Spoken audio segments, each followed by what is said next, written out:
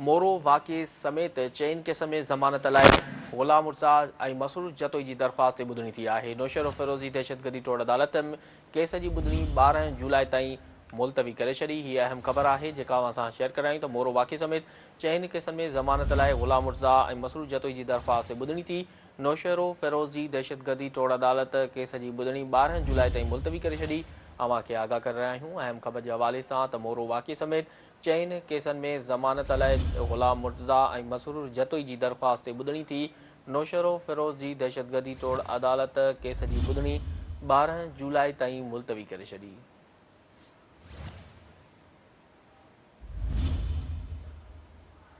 अवां खे आगाह करे रहिया आहियूं अहम ख़बर जे हवाले सां त मोरो वाक़े समेत चइनि केसनि में ज़मानत लाइ ग़ुलाम मुर्तज़ा ऐं मसरूर जतोई जी दरख़्वास्त ॿुधणी थी। नौशहर फ़िरोज़ी दहशतगर्दी टोड़ अदालत केस जी ॿुधणी 12 जुलाई ताईं मुलतवी करे छॾी।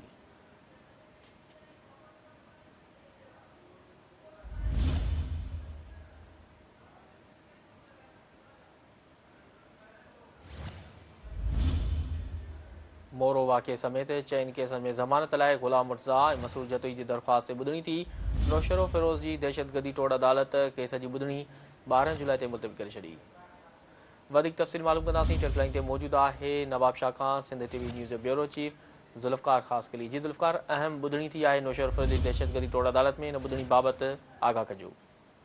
जी बिल्कुल एनपीपी सरबराह मुर्तज़ा खान जतोई मसरूर खान जतोई दहशतगर्दी टोड़ अदालत नौशहर फिरोज़ में पेश थिया, जेके मोरो में चइनि केसनि में ही नामज़द थिया। अॼु जॾहिं अदालत केस जी ॿुधणी जेकी असां 12 जुलाई ताईं मुलतवी करे पकी ज़मानत में बि वाध करे छॾी आहे। जॾहिं अदालत जे ॿाहिरां मुर्तज़ा खान जतोई जो चवणो हुयो त मूंखां जेको आहे सियासी इंतकाम वरितो पियो वञे ऐं पीपल्स पार्टी ज़ाती तौर ते इंतकाम वठे पंहिंजो चवणु आहे। जिन करे त मार्शल बहितर हुई जो घटि में घटि एतिरो ज़ुल्म कोन्हे। चवणु आहे त मार्शल जे दौर में मूं ते 7 पुलिस एहलकारनि जे क़त्ल जो केस हो, पर एतिरो तंग न कयो वियो। हिन जो चवणो हुयो त जेसिताईं पीपल्स पार्टी जी हुकूमत हूंदी तेसिताईं हीअ ज़ुल्म जारी रहंदो। जॾहिं त हिन जो वधीक चवणो हुयो त मुल्क में सदारती निज़ाम ऐं 27वीं आइनी तरमीम जूं ॻाल्हियूं हली रहियूं आहिनि ऐं थी सघे थो त तब्दीली अचे। जी